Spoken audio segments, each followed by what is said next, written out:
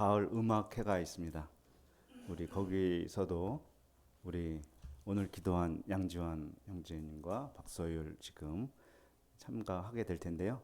와서 더 가을의 깊은 정취를 만끽하시기를 바랍니다. 자, 오늘 잠언 5강 말씀의 제목은 내 우물에서 물을 마시라. 요절 15절 함께 읽겠습니다. 시작.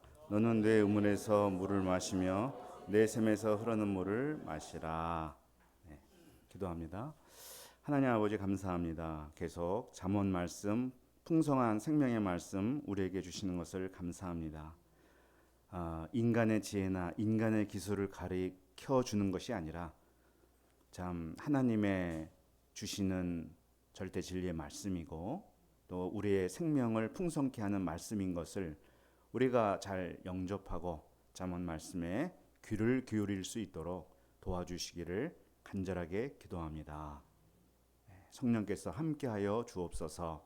감사하며 예수님의 이름으로 기도합니다. 아멘. 자, 음료의 유혹이 오늘 이제 많이 나오는데요. 2장에서도 사실은 나왔었지만 오늘 5장부터 7장까지 음료의 유혹이라는 이름으로 내용이 많이 나오고 있습니다.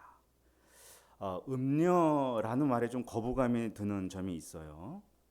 음료만 있고 그럼 음남은 없나? 여성만 문제이고 남성은 문제가 아닌가? 막 이런 생각도 들어요. 요즘 시대 굉장히 차별적이고 혐오적인 말이 아닌가? 이런 생각도 듭니다. 우리가 이것이 3000년 전 상황임을 이해할 필요가 있겠습니다. 남성 중심의 사회였던 걸 우리가 이해해야 되고 전반적으로 음녀라는 말을 하지만 정욕, 음란에 관해 이야기하고 있는 것이지 성차별적 발언하는 게 아니라 하는 사실을 우리가 주지할 필요가 있겠습니다. 또한 이 정욕은 성욕과 구분할 필요가 있겠습니다. 우리 혼동하면 안 되는데 성욕은 하나님이 주신 소중한 욕구입니다.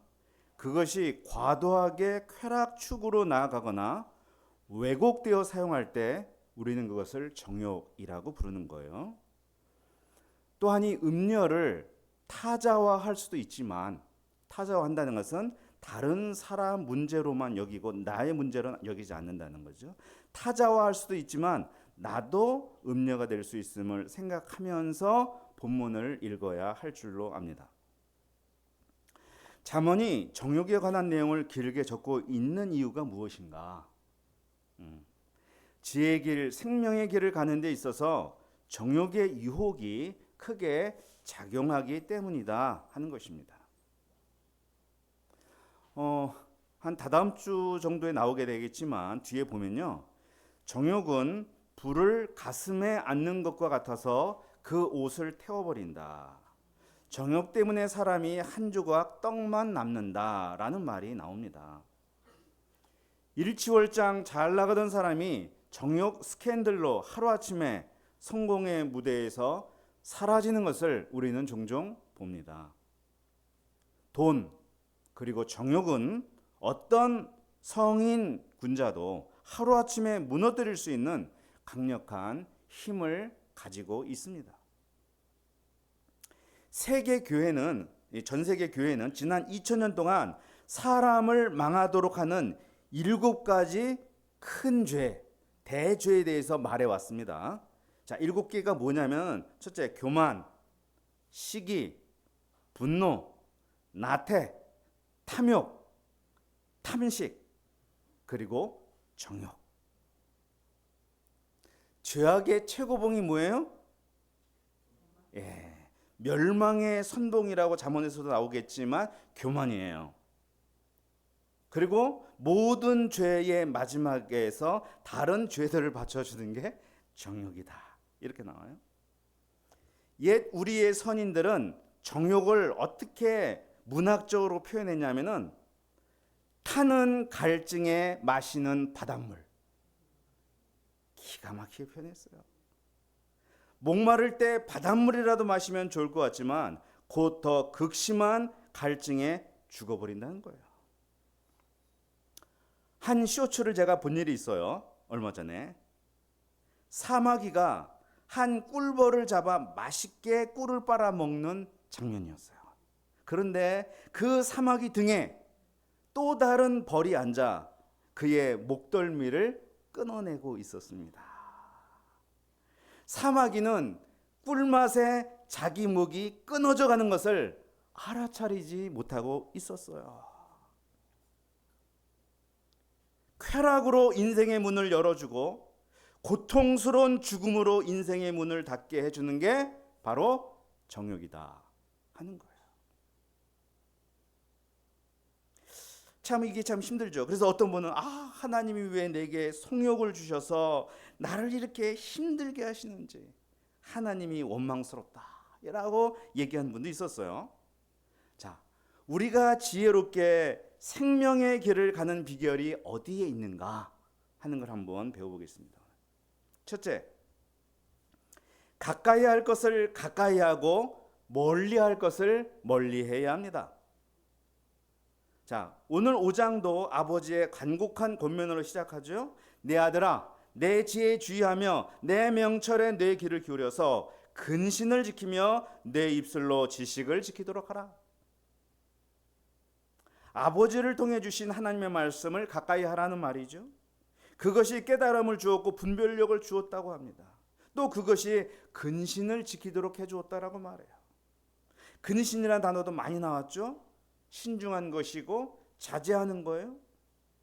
이 근신이란 말에는 목적이라는 뜻이 담겨져 있다는 얘기도 했어요.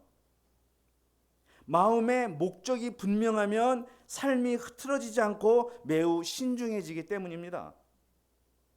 삶의 목적을 제공해 주는 것이 하나님의 말씀이니까 그것을 가까이 하도록 말하는 거예요. 내가 지금 무엇을 해야 하는지, 어디로 가야 하는지 그 목적과 방향이 분명한 사람은요, 유혹에 넘어가지 않습니다. 내가 주변 유혹에 많이 흔들린다면 먼저 무엇을 점검해야 되느냐? 내 삶의 목적과 방향이 있는가? 그거 먼저 봐야 되는 거예요. 자, 여기서 입술로 지식을 지키라고 하는 말은 말로 신앙인의 품격을 지키라는 거죠. 머리에 있는 신앙이 입술로 나와야 됩니다. 내 입술에서 나오는 말이 나의 마음에 미묘한 파장을 일으킵니다. 마음에 있는 것이 입에 나오기도 하죠. 또 입에 있는 것이 마음에 영향도 줘요. 이게 상호작용이 있어요. 우리가 감사하다는 말을 하면 감사한 마음이 생겨요. 아이 짜증나. 짜증난다고 말하면 사그러지던 짜증이 더 크게 올라옵니다. 음녀 앞에서 분명한 말을 하면 내 마음이 지켜지지만 음녀 앞에서 아주 가벼운 농담이나 하면 내 마음이 그리로 넘어갑니다. 그래서 음녀의 입술에 넘어가는 거예요. 음녀의 입술은 꿀을 떨어뜨린다고 했어요. 달콤해서 황홀하게 만든다는 말이죠. 또 그의 입은 기름보다 미끄럽다고 했어요. 말이 청산유수이기도 하고 한 번 들으면 빨려 들어간다는 거예요. 헤어나지 못해요. 중독돼요. 꿀과 기름으로 휘둘릴 때는 모르겠지만 곧 쑥처럼 쓴맛, 괴로움을 느끼게 된다라고 말씀합니다. 또 두 날 가진 칼이 그 어떤 면도날 같은 것이 내 뱃속에 들어와 휘젓는 것 같은 참을 수 없는 고통을 맛보게 된다고 말합니다. 그때가 되면 나도 모르게 사망의 길로 내려가고 아무리 노력해도 생명의 길을 찾을 수가 없다라고 말해요. 그러므로 음녀의 입술을 멀리해야 된다. 그의 진문에도 가까이 하지 말아야 된다. 무조건 피하는 게 상책이다 하는 거예요. 모든 죄는 정면으로 부딪혀 싸워서 극복해야 하지만 정욕은 피하는 것이 가장 잘 싸우는 것입니다. 창세기의 요셉, 음녀의 유혹을 피함으로 죄에 빠지지 않았지 그 앞에서 싸우지 않았어요. 사도 바울은 젊은 지도자 디모데에게 이렇게 권면을 했습니다. 디모데후서 2장 22절을 보면 또한 너는 청년의 정욕을 피하고 주를 깨끗한 마음으로 부르는 자들과 함께 의와 믿음과 사랑과 화평을 따르라.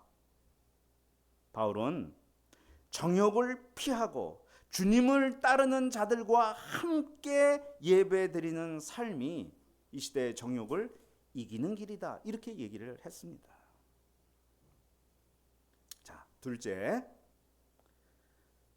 정욕으로 내가 최악의 상황에 처할 수 있다는 것을 늘 생각해야 합니다.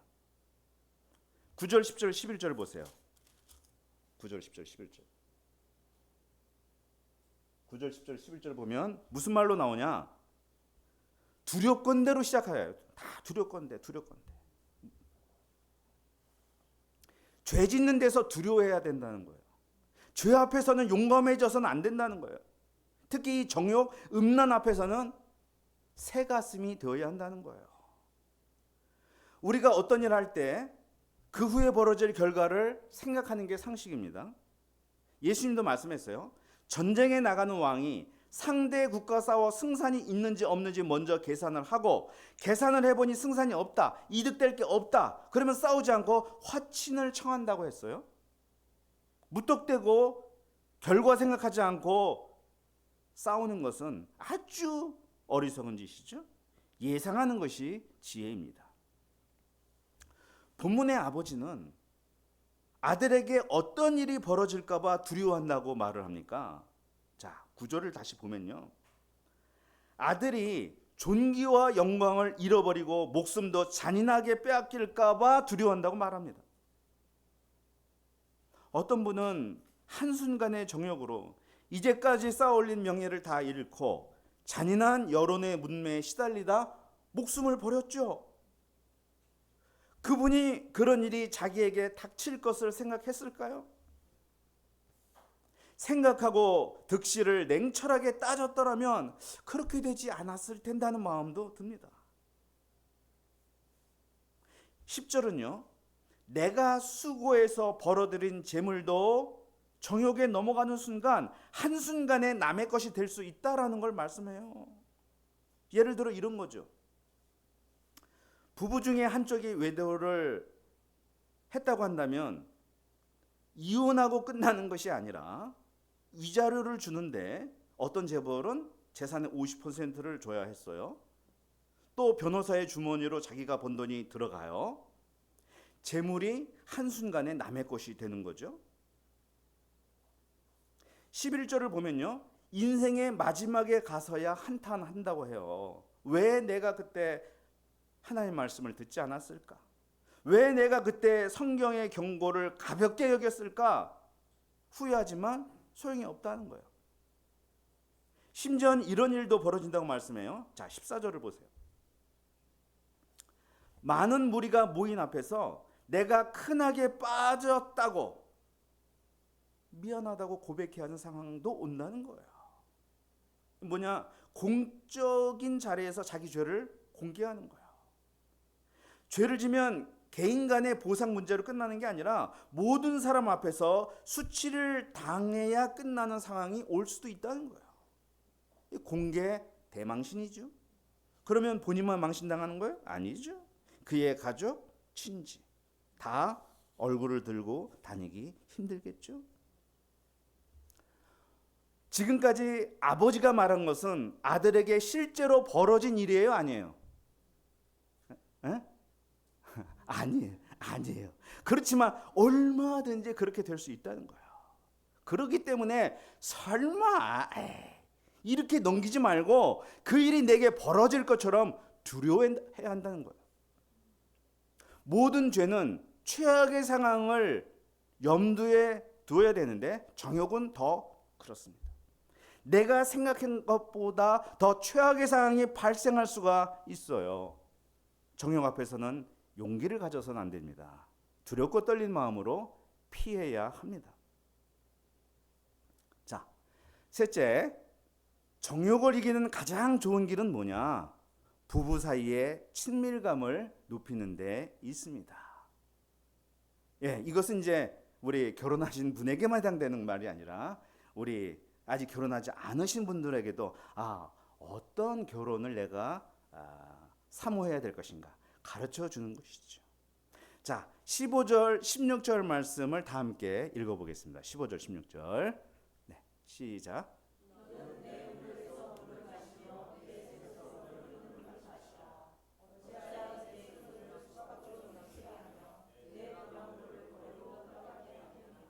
네. 이 굉장히 상징적이고 환유적인 표현으로 써져 있어요. 근데 무슨 뜻인지 대충 감이 오실 거예요. 우물은 여러 의미를 담고 있습니다. 생명의 원천이라는 의미가 있어요. 고대 중동에서 우물은 나와 내 가족을 먹여 살리는 식수의 공급처였어요. 가장 귀한 재산이고 목숨과도 같았습니다.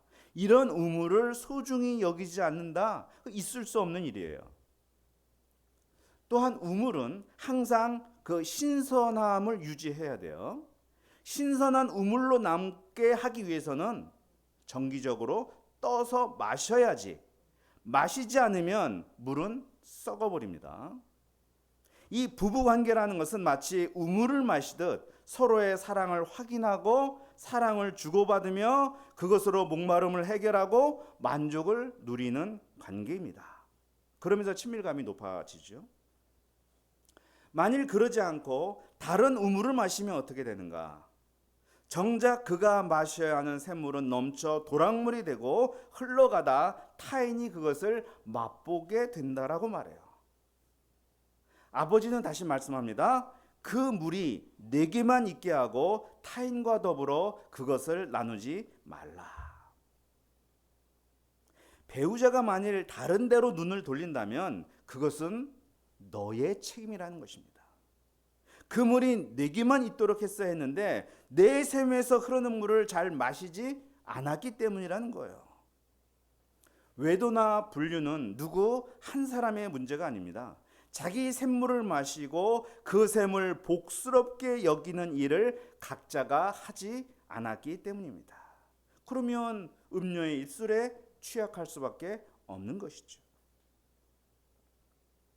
모든 복을 이웃과 나눠야겠지만 하나님이 내게 주신 샘물만은 오직 나만 누려야 합니다. 하나님이 배타적으로 허락하신 나의 우물을 소중히 여겨야 합니다.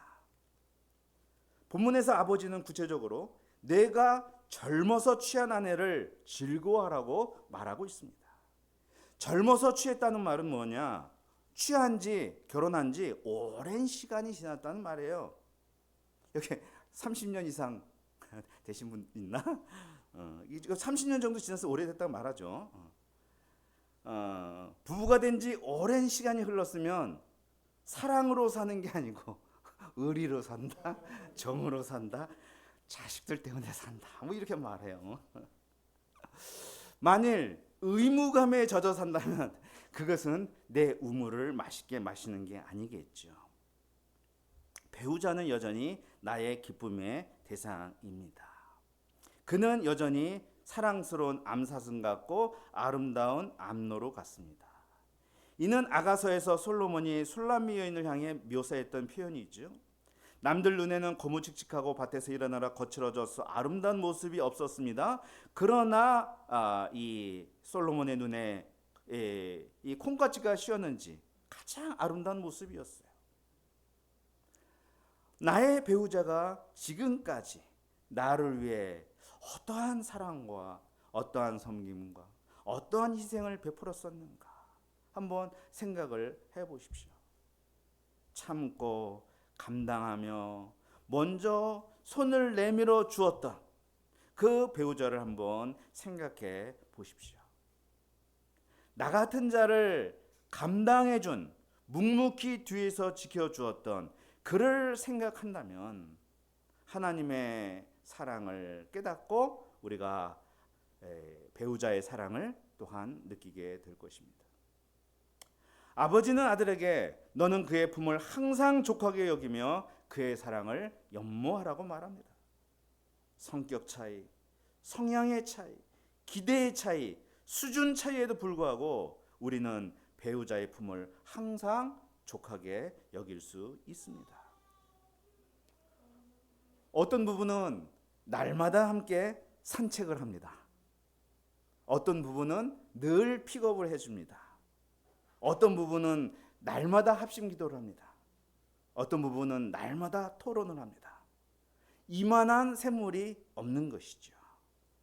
우리가 각자의 샘으로 복되게 하시는 가정들이 될 수 있기를 기도합니다. 또한 내 샘물을 마시라 복되게 하라는 이 말씀은요, 조금 더 의미를 확장한다면 하나님이 나에게 주신 본분, 나에게 주신 분복, 나에게 주신 기업, 그것을 귀하게 여기고 그것에 만족하며 그것을 잘 마셔서 그 기능을 더욱 향상시켜서 너의 인생을 복되게 하라는 말씀이기도 합니다. 하나님이 나에게 주신 우물, 나에게 주신 분복은 무엇인가를 생각하면서 우리가 그 안에서 생명을 풍성히 누릴 수 있기를 기도합니다. 자, 마지막 넷째, 정욕에 빠지지 않으려면 하나님 앞에서 살아야 됩니다.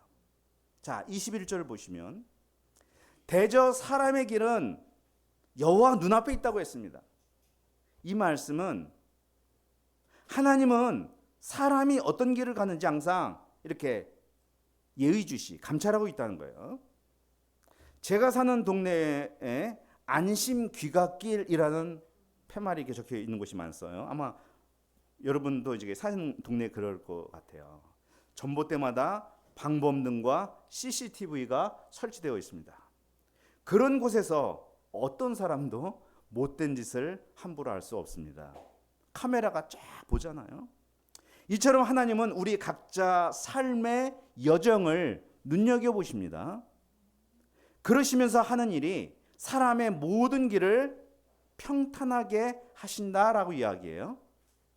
평탄하게 한다는 것은 하나님이 저울질 하신다는 의미예요. 저울질. 저울질 한다는 건 뭐냐?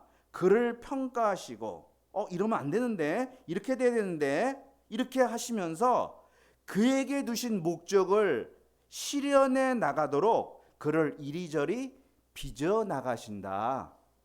그런 말이에요. 하나님은 하나님의 백성을 그대로 내버려 두지 않으시고요, 하나님 백성답게 살도록 때로 징계도 하고 연단하신다는 거예요. 그래서 그가 결국 사망의 길을 가지 않고 생명의 길을 가도록 도와주신다는 겁니다. 나에게 이 하나님이 내 뒤에 계신다는 것을 생각한다면 우리는 결코 함부로 가볍게 살 수 없을 것입니다. 죄에 용감할 수 없을 거예요. 한순간의 쾌락에 몸을 던지는 일을 할 수 없을 것입니다. 우리가 살아가는 세상은 정욕에 매우 관대한 세상입니다. 자유와 즐거움의 이름으로 미화되고 있습니다. 성욕과 정욕을 혼동하고 있습니다. 이 정욕은 광기와 분노로 번져서 데이트 폭력, 딥페이크 피해, 그리고 각종 음란물 중독, 성 중독 등으로 사회를 만신창이로 만들어가고 있습니다. 과연 이러한 때 지혜로운 삶이란 어떠한 삶인가? 오늘 잠언 5장 말씀은 말씀해주고 있죠. 정리해보자면, 첫째, 말씀을 더 가까이 하는 삶을 살아야 한다. 귀를 기울여 말씀을 듣고 더 나아가 입으로 신앙을 고백하는, 우리가 소감을 발표하는 것처럼 늘 이런 고백하는 삶이, 머리에서 아는 신앙이 내 입으로 계속 나오는 삶이 나를 지켜준다 하는 거예요. 둘째는 정욕에 대해서는 항상 최악의 상황을 염두에 두면서 피하는 게 지혜다. 죄에는 용감해지지 않는 게 지혜다 하는 것입니다. 그 다음에 셋째, 서로에게 샘물이 되어주는 가정을 세우는데 힘쓰는 것이다. 이미 가정을 이루신 분들은 각자의 샘을 더 복되게 해야 되겠고, 아직 이루시 못하신 분들은 이루신 분들을 보면서 나는 어떻게 가정을 이루어 샘을 복되게 할 것인가, 또 복되게 할 배우자를 만나기 위해서 기도할 수 있기를 기도합니다. 자, 이를 위해 교회가 무엇을 해야 하는지 또 생각을 해보게 됩니다. 각자가 주를 깨끗한 마음으로 부르는 자들과 교제하는 시간을 늘리도록 도와야 한다 하는 거죠. 이 신앙 공동체가 굉장히 중요한 거예요. 공동체. 인디언 속담에 아이 한 명을 키우려면 온 마을이 필요하다는 말이 있죠. 이는 한 사람이 전 인격적으로 성장하는 것이 물론 부모의 도움이 가장 중요하겠지만 그 마을의 어른들, 또래들, 선배들, 동생들 다 필요하다는 거예요. 그들과 말하고 밀당하고 칭찬 듣고 비난받고 보상받고 벌받고 하면서 그가 성장하는 거예요. 사람은 공동체 안에서 건강하게 자랄 수 있다는 말입니다. 이런 말을 합니다. 이 시대는 변화를 위해 영웅이 필요한 게 아니고 공동체가 필요하다. 우리의 교회가 죄와 정욕으로부터 어떤 영혼도 지키고 키워낼 수 있는 정말 하나님 보시기에 위대한 대한 공동체가 되기를 간절히 소망하며 기도합니다. 기도하겠습니다. 하나님 아버지, 오늘 말씀 감사합니다. 이 정욕과 음란이 충만한 이 시대에 우리가 어떻게 사는 것이 지혜로운 삶인지 말씀을 통해 알려주셔서 감사합니다. 저희가 이 좋은 말씀 귀로 듣고 끝내지 않고 이번 한 주 우리가 삶에서 실천할 수 있도록 도와주시옵소서. 정말 내 셈으로 복되게 하는 삶을 실천하게 도와주시고 주를 깨끗한 마음으로 부르는 자들과 함께하는 삶을 실천할 수 있도록 도와주시옵소서. 감사하며 예수님의 이름으로 기도합니다. 아멘.